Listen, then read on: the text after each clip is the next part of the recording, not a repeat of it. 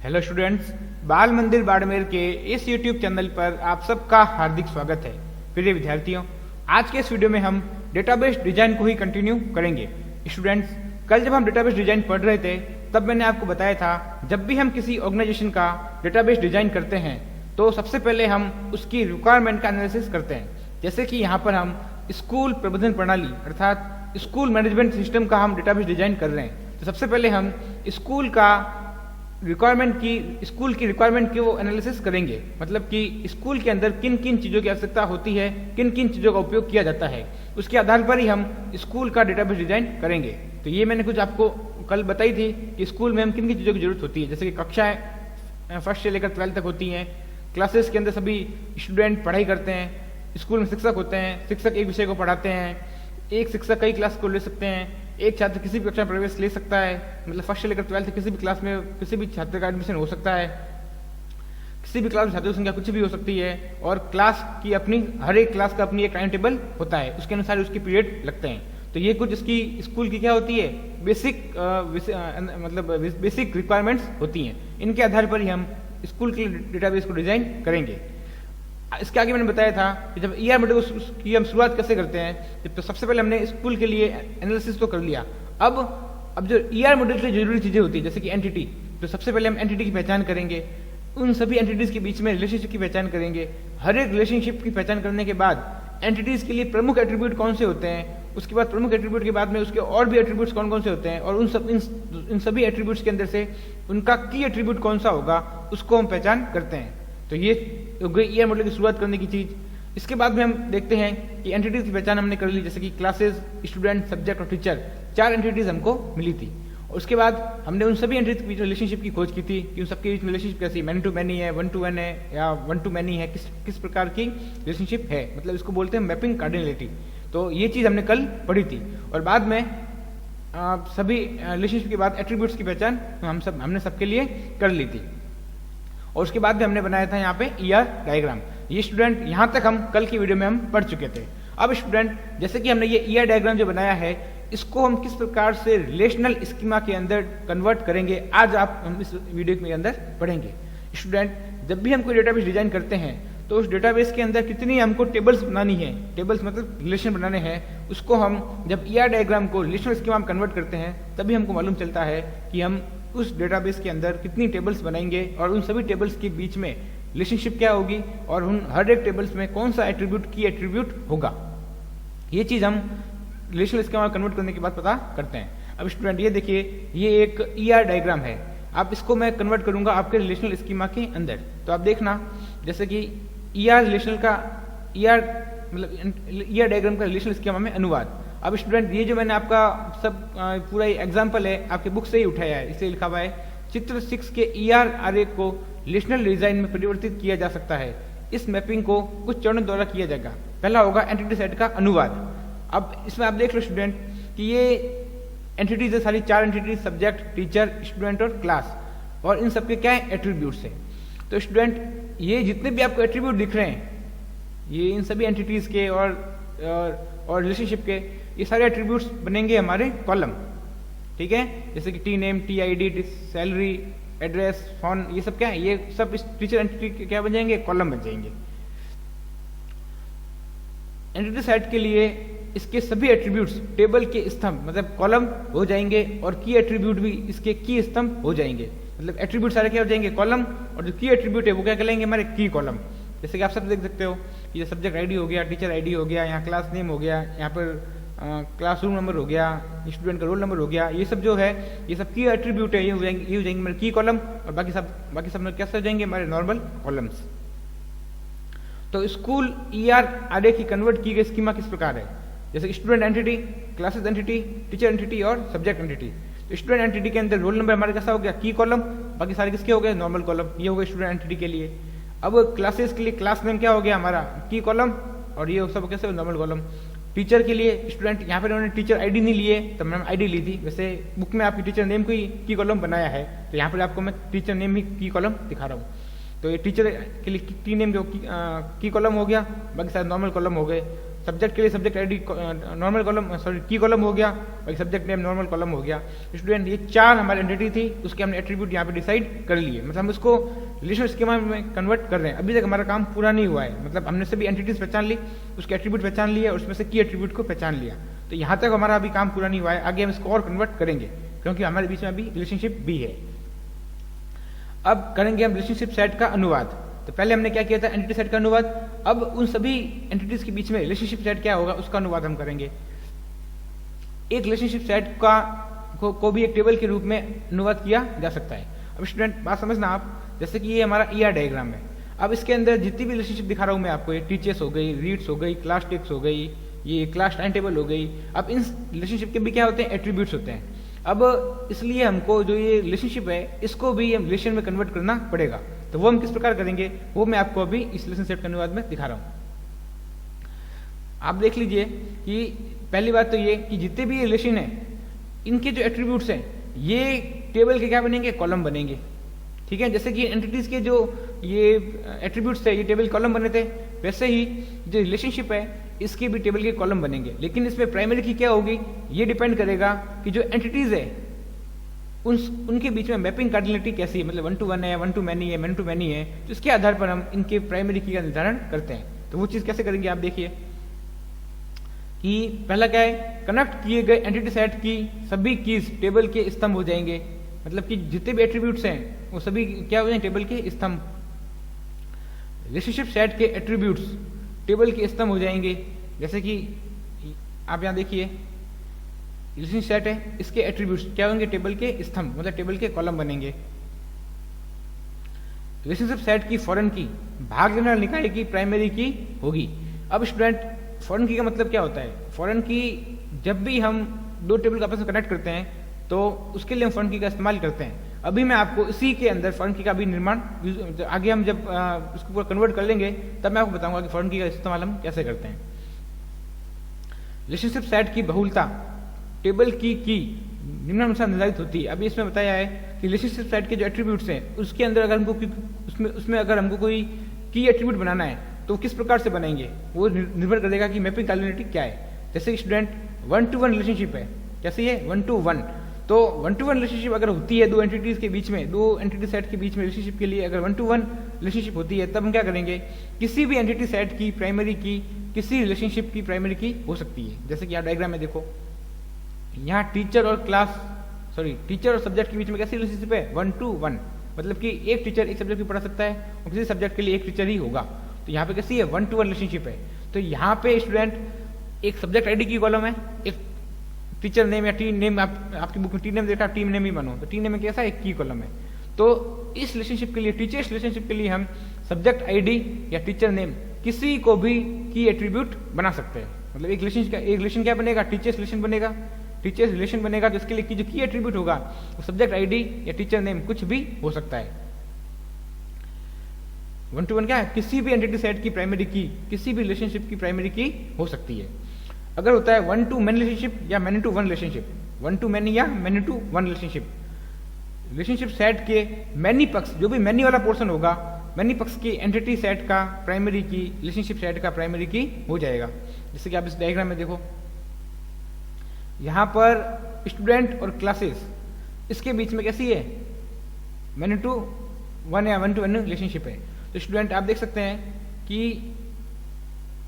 एक स्टूडेंट जो होगा वो किसी एक क्लास के अंदर एडमिशन लेगा, लेकिन जो क्लासेस है एक क्लास के अंदर मल्टीपल स्टूडेंट हो सकते हैं। तो यहाँ पे कैसा रिलेशनशिप होगा, many to 1, मतलब many स्टूडेंट होंगे और क्लास क्या होगी, एक होगी।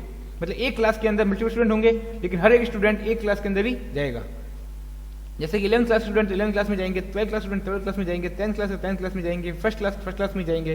तो मतलब कि स्टूडेंट की तो क्लास फिक्स है लेकिन एक क्लास के अंदर मल्टीपल स्टूडेंट हो सकते हैं। तो रिलेशन कैसा हो गया यहाँ पे, many to 1।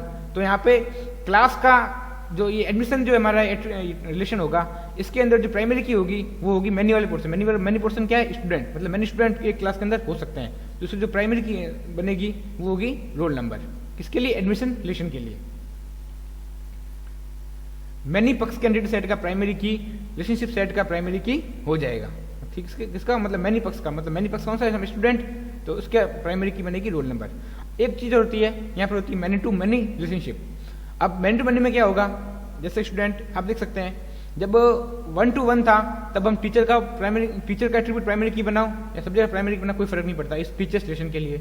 लेकिन जब मैनी टू 1 है 1 to मैनी हुआ तब हम देखते हैं कि मैनी पक्ष का जो एट्रीब्यूट होता है की एट्रीब्यूट उसको हम रिलेशन का की एट्रीब्यूट बनाते हैं। लेकिन अगर मैनी टू मैनी हो तब हम क्या करेंगे, मैनी टू मैनी अगर होता है भाग लेने वाले एंटिटी सेट की प्राइमरी की कुंजियों का संयोजन रिलेशनशिप सेट की प्राइमरी की हो जाएगा। तो रिलेशनशिप सेट के लिए स्कूल आरे का कन्वर्ट किया गया स्कीमा इस प्रकार है। स्टूडेंट यहाँ देखिए आप, जैसे कि मैं बात करूँ आपकी इसके डायग्राम के अंदर स्टूडेंट और सब्जेक्ट के लिए, क्योंकि एक स्टूडेंट जो होता है वो मल्टीपल सब्जेक्ट पढ़ता है और मल्टीपल सब्जेक्ट्स को ही मल्टीपल स्टूडेंट पढ़ते हैं। तो सब्जेक्ट और स्टूडेंट के बीच में रिलेशनशिप कैसी है, मैनी टू मैनी। अब अगर रीड्स नाम का जो रिलेशन है इसके लिए मुझे अगर की एट्रीब्यूट डिसाइड करना है तो मैं इन दोनों के ही की एट्रीब्यूट को मिलाकर इसका की एट्रीब्यूट बनाऊंगा, किसका, सब्जेक्ट आईडी और रोल नंबर। मतलब कि स्टूडेंट की रोल नंबर और सब्जेक्ट का सब्जेक्ट आईडी दोनों मिलाकर के रीड्स नाम के रिलेशन के लिए की एट्रीब्यूट बनेंगे। देखिए आप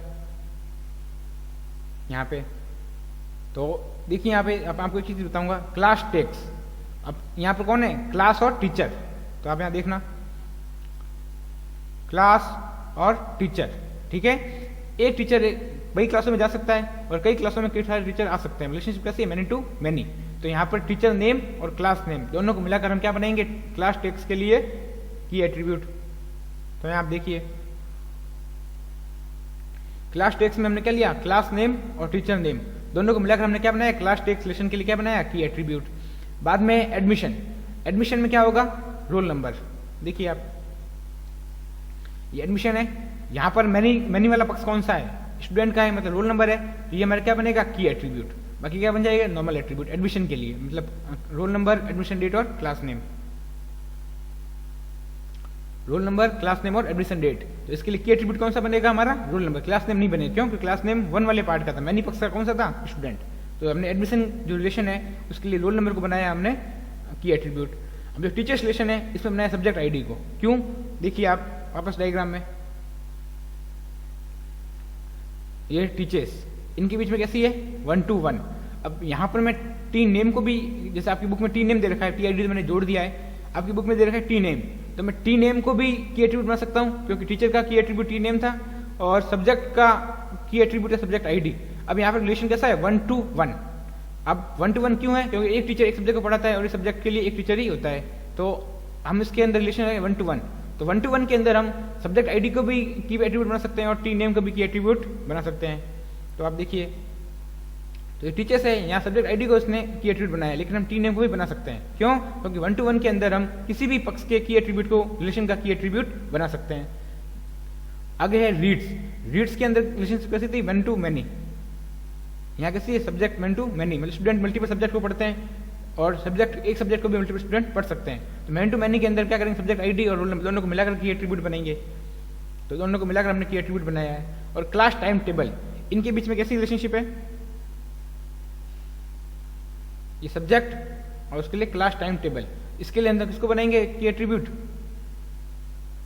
हाँ देखिए आप, क्लास नेम और सब्जेक्ट आईडी, क्योंकि इनके बीच में कैसी है, मैनी टू मैनी, क्योंकि एक क्लास के अंदर मल्टीपल सब्जेक्ट होते हैं और हर एक क्लास के अंदर मल्टीपल सब्जेक्ट होते हैं और एक सब्जेक्ट के भी मल्टीपल क्लासेस होती हैं। तो इसके लिए कैसे, मैनी टू मैनी, इसके अंदर सब्जेक्ट आईडी और क्लास नेम दोनों को मिलाकर हम क्या बनेंगे, की एट्रीब्यूट।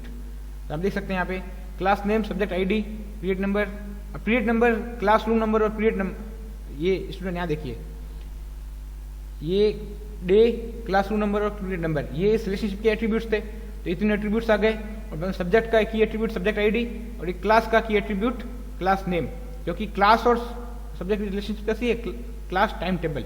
तो ये 3 तो एट्रीब्यूट हो गए, इसके अलावा सब्जेक्ट आईडी और क्लास नेम, ये 2 इसके की एट्रीब्यूट हो गए। रिलेशनशिप कैसी, मैनी टू मैनी। तो ये आप देख सकते हैं क्लास टाइम टेबल, ये रिलेशन होगी, इसके लिए class name subject ID, period number, classroom number और पीरियड नंबर। सॉरी यहाँ पर आएगा डे, मतलब किस डे को कौन सी क्लास होती है। जैसे कि होता है ना कई बार की 3 दिन क्लास इंग्लिश की होगी, 3 दिन क्लास हिंदी की होगी, या किसी की लैब होती है तो लैब को भी एडजस्ट करते हैं, 2 दिन फिजिक्स की, 2 दिन केमिस्ट्री की, 2 दिन बायोलॉजी की। तो इस तरीके से हम डे को भी इसमें ऐड करते हैं। पीरियड नंबर 2 बार लिख दिया आपकी बुक में, यहाँ पर आएगा डे, मतलब डे, पीरियड नंबर और क्लासरूम। उसके अलावा उसके की एट्रीब्यूट कौन से हो जाएंगे, क्लास नेम और सब्जेक्ट आईडी, ये दोनों एंटिटी के बीच की रिलेशनशिप के की एट्रीब्यूट हो गए। तो स्टूडेंट ये सारी जितनी भी रिलेशनशिप थी, जितने भी रिलेशन थे, उनके हमने क्या बना दिए, एट्रीब्यूट्स बना दिए। और की एट्रीब्यूट्स कौन से होंगे, वो मैपिंग कार्डिनलिटी के आधार पर सेट मतलब आधार पर निर्धारित होते हैं कि किसका कौन से रिलेशन का की एट्रीब्यूट कौन सा होगा। अब स्टूडेंट अब क्या करेंगे, हम रिलेशन को और एंटिटीज को दोनों को विलय कर देंगे, मतलब जोड़ देंगे, क्योंकि इसमें कई चीज़ें रिपीट हो रही हैं। तो हम हर एक रिलेशन को तो बनाएंगे, लेकिन उसके एट्रीब्यूट्स कौन से होंगे वो दोनों को जोड़ने के बाद हम डिसाइड करेंगे। तो विलय के बाद स्टूडेंट किसी स्कूल डेटाबेस का परिणाम स्कीमा क्या होगा, मतलब कि एट लास्ट हम अपने डेटाबेस के अंदर इतनी टेबल्स का निर्माण करेंगे। सबसे पहले होगी स्टूडेंट टेबल, इसके अंदर रोल नंबर हमारा की एट्रीब्यूट होगा, बाद में स्टूडेंट का नाम, उसकी age, address, phone, class name और बाद में एडमिशन डेट। ये क्या होगा हमारा, ये हमारा हो जाएगा स्टूडेंट एंटिटी के लिए उसके एट्रीब्यूट्स। अब जो एडमिशन डेट है स्टूडेंट, आप देख सकते हैं कि इस एडमिशन रिलेशन का एट्रीब्यूट्स था, जिसको हम कहाँ इस्तेमाल कर रहे हैं, स्टूडेंट की एंटिटी के अंदर। बाद में क्लासेस के अंदर क्लास नेम हमारा की एट्रीब्यूट था, क्लास स्ट्रेंथ और क्लास का रूम नंबर। टीचर के लिए टी नेम, सैलरी, एड्रेस और फोन नंबर, इसमें टी नेम हमारा क्या हो गया, की एट्रीब्यूट आपकी बुक के अकॉर्डिंग। सब्जेक्ट, उसमें सब्जेक्ट में सब्जेक्ट आईडी, सब्जेक्ट नेम। अब स्टूडेंट ये 4 एंटिटीज हो गई। अब रिलेशन के किस प्रकार से हम बनाएंगे, अब ये क्लास टेक्स, इसके अंदर क्लास नेम और टी नेम दोनों में से कोई भी एक एट्रीब्यूट की एट्रीब्यूट हो सकता है। अब स्टूडेंट जो क्लास टेक्स हमारा रिलेशन बनेगा, इसके अंदर क्लास नेम और टी नेम की जो कॉलम बनाए हैं, इसमें जो एंट्री होगी, क्लास नेम आएगी हमारी क्लास टेबल से और टी नेम आएगा हमारा टीचर नाम की टेबल के अंदर से। मतलब कि क्लास टेक्स के अंदर क्लास नेम और टी नेम दोनों कैसे होंगे, दोनों के दोनों फॉरेन की होंगे। मतलब प्राइमरी की तो टी नेम जो है ये टीचर रिलेशन के अंदर प्राइमरी की है, और जो क्लास नेम है वो क्लास रिलेशन के अंदर प्राइमरी की है। लेकिन इन दोनों की एंट्रीज हम क्लास टेक्स नाम के रिलेशन के अंदर ले रहे हैं। तो क्लास टेक्स नाम के रिलेशन के अंदर क्लास नेम और टी नेम दोनों क्या होंगे, फॉरेन की होंगी, और इसके अंदर एंट्री होगी वो यहीं से आएगी, मतलब क्लासेस के अंदर, टीचर के अंदर से ही आएगी। अलग से हम इसके अंदर एंट्री कोई नहीं कर पाएंगे। वैसे टीचर्स रिलेशन है, इसके अंदर सब्जेक्ट आईडी हमारा कैसा है, हमारा सब्जेक्ट आईडी हमारा एक की कॉलम है, और टी नेम हमारा कैसा है, एक नॉर्मल एट्रीब्यूट हो गया। तो इसके अंदर भी हम सब्जेक्ट आईडी और टी नेम ये दोनों कैसे होंगे, फॉरेन की कॉलम होंगे। सब्जेक्ट आईडी आएगी सब्जेक्ट नाम के रिलेशन के अंदर से, यहाँ से, और टी नेम आएगा टीचर नाम के रिलेशन के अंदर से। डुप्लीकेट एंट्री नहीं करेंगे। रीड्स नाम का रिलेशन है, इसके अंदर रोल नंबर और सब्जेक्ट आईडी 2 एट्रीब्यूट हो गए, और ये दोनों भी कैसे होंगे, फॉरेन की ही होंगे। वैसे ही क्लास टाइम टेबल, इसके अंदर class name, subject ID, period number, classroom number, period number, sorry यहाँ पर क्या आ जाएगा, डे, मतलब किस दिन कौन सी क्लास होती है, डे आ जाएगा यहाँ पे। तो 3 एट्रीब्यूट यहाँ हो जाएंगे, 2 एट्रीब्यूट कैसे हो जाएंगे, की एट्रीब्यूट। तो इस प्रकार से हम स्टूडेंट जब भी हम एट लास्ट जब स्कूल का डेटाबेस डिजाइन करेंगे, तो उसके अंदर 1 2 3 4 5 6 7 8 रिलेशन होंगे। इन 8 रिलेशन की टेबल हम बनाएंगे, और उसके अंदर ये सभी एट्रीब्यूट्स हम डिसाइड करेंगे। स्टूडेंट इस आई होप आपको समझ में आया होगा कि किस प्रकार से हम किसी भी ऑर्गेनाइजेशन का डेटाबेस को डिजाइन करते हैं। स्टूडेंट इस वीडियो को आप कई बार देखें, और मुझे पता है कि जब हम पहली बार ऐसी चीज़ों को पढ़ रहे होते हैं तब हमको थोड़ा सा मुश्किलात आती हैं, लेकिन जैसे ही आप इस वीडियो को 2-3 बार देखोगे, आप समझ जाओगे किस प्रकार से हम किसी भी ऑर्गेनाइजेशन का डेटाबेस क्रिएट करते हैं। अगर फिर भी कोई प्रॉब्लम आए तो आप स्कूल में आकर भी एक बार पूछ सकते हो। स्कूल नहीं लगेगी, लेकिन स्कूल में आकर आप थोड़ी देर के लिए इस चीज़ों को पूछ सकते हो। तो स्टूडेंट आज की वीडियो में इतना ही, धन्यवाद।